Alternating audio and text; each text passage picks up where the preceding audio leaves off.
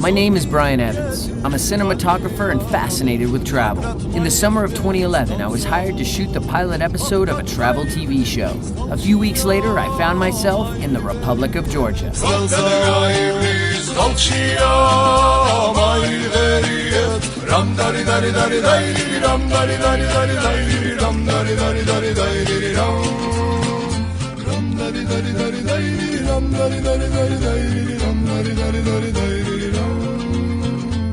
So what do people really know about Georgia? Let's ask this French guy. Georgia is really well known for the fact that we don't know it, you know? Georgia sits at a crossroads between Europe, Asia, and the Middle East. Throughout history, empires made their way across this region, and everyone had left something behind. We took a speeding cab from the airport to the capital city of Tbilisi and got our first lesson in Georgian driving. We got into a cab, strapped the GoPro onto the hood, boom, cabbie hits 120 miles an hour on the freeway. We shoot out of there like a race car. Never seen anything like it. We secured our guest house and explored food options. Perhaps some potato on the Mexican, or chicken of tobacco. Clearly a few items on this menu had been lost in translation. After a shovel of Bavarian pork, wash it all down at the Kazbeki Beer Dispensary, where beer-loving Georgians fill any jug or container with Georgia's finest malt liquor. I wish we had this in the States. Tbilisi was a sensory overload, a mix of the modern and ancient.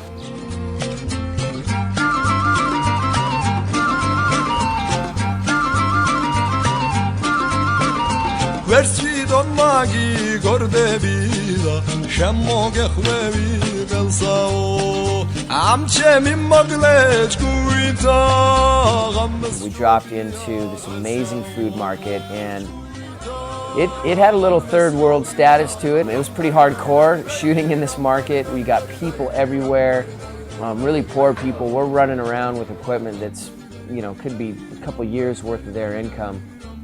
Everyone was super kind to us, super happy to say, oh, English, and they'd say thank you, and thank you for coming to Georgia. And it wasn't long before we met some characters.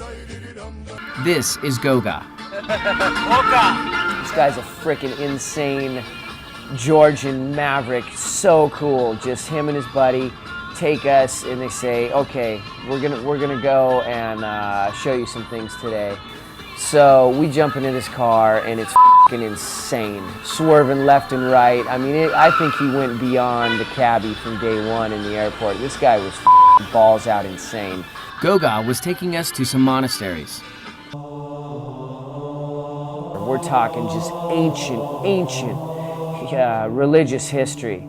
And these guys get totally silent, you know, they're just totally they're really religious, very religious people, but right beforehand we're rocking out, drinking beers, talking about prostitutes, things like that. Back in Goga's speeding death trap, and we were headed for his home. His family and friends shared their food and wine with us, and made sure we stayed entertained. Our first days in Tbilisi passed quickly, and it was time to move on. Oh yeah, it smells like Georgian cigarettes. Yeah.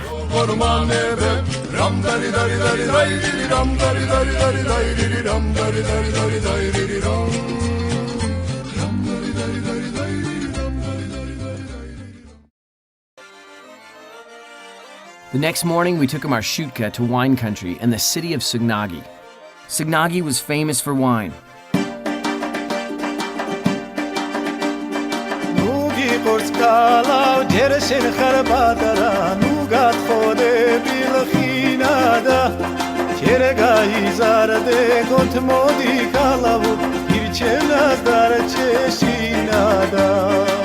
I'm really stoked on the food I ate today. It's the best I've had in Georgia so far. The wine is amazing. We're in a beautiful wine country. Some little kids on ATVs, and they're, you know, ramping you around, getting you where you need to go. And tomorrow, apparently, we're going to ramp up into the mountains, into the Caucasus, and we're going to see some truly amazing things.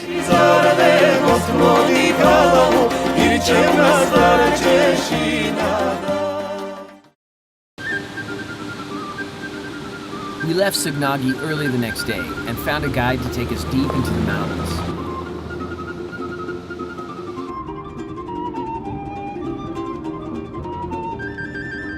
This is Schumacher.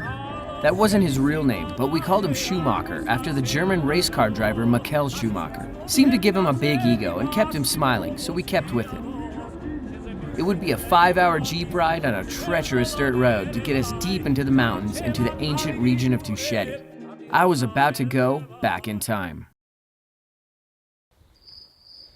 It's like a dream I once had.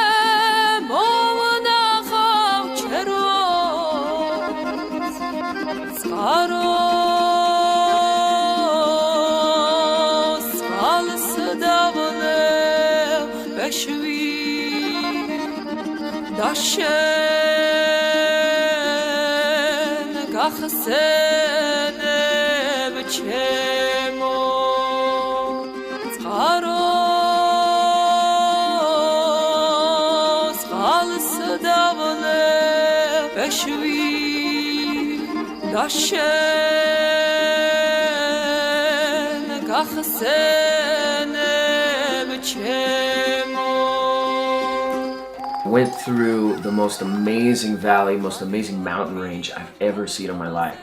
We're in the Caucasus Mountains here, deep, high in it. There's ancient villages here, ancient castles, and just the greenest pastures and flowers and nature and so many things. We're in Omalo, which is this amazing valley. I don't think I've ever seen anything like it. We're staying in this medieval watchtower. These windows show where they used to shoot arrows at their enemies. Yet there's energy-saving light bulbs in here. We left Omalo this morning and came to the town of Dartlo. Surrounded by hardcore rivers just streaming down. It looks like snow, but it's just like coming down so fast and coming into a huge river that just cuts this whole valley. And Dartlo, a very, very small town, is set along the hillside, and there's more medieval towers from the ancient times of Georgian culture. And that's what we came into today, and it was incredibly mind-blowing.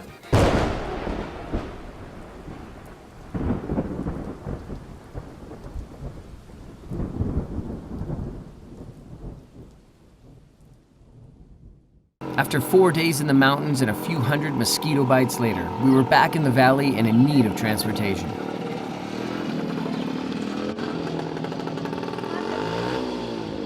Our taxi took us back to Tbilisi.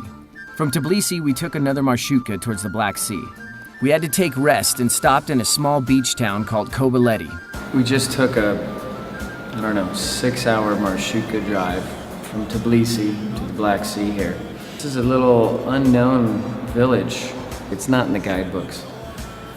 Marshutka was hair-raising, to say the least. There's crosses everywhere along the side of the road, along the whole trip. All's good, we're still alive, and on to the next chapter.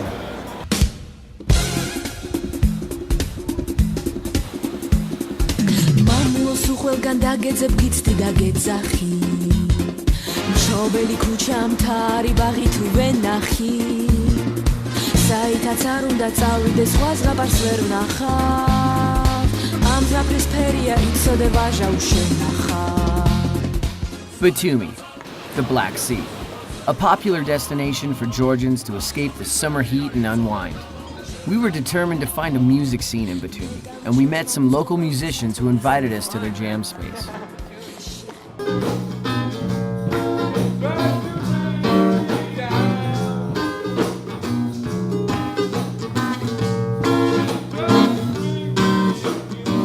The music wasn't quite what we had hoped for, but these kids were awesome to hang out with. I even got to jam some drums with them. Whatever communication barriers we may have had disappeared. It felt like any other jam pad I had hung out at. As they say, the language of music was universal.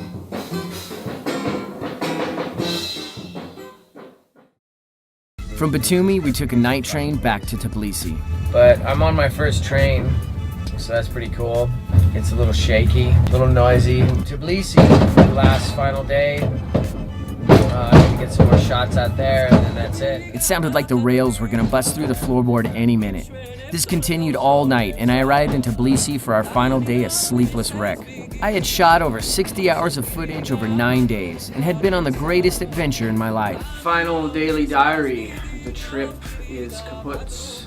Shot a ton of video. My hand is turned into somewhat of a claw from gripping a DSLR for the past 2 weeks. Some people said I shouldn't go to Georgia. Some people even said I might die.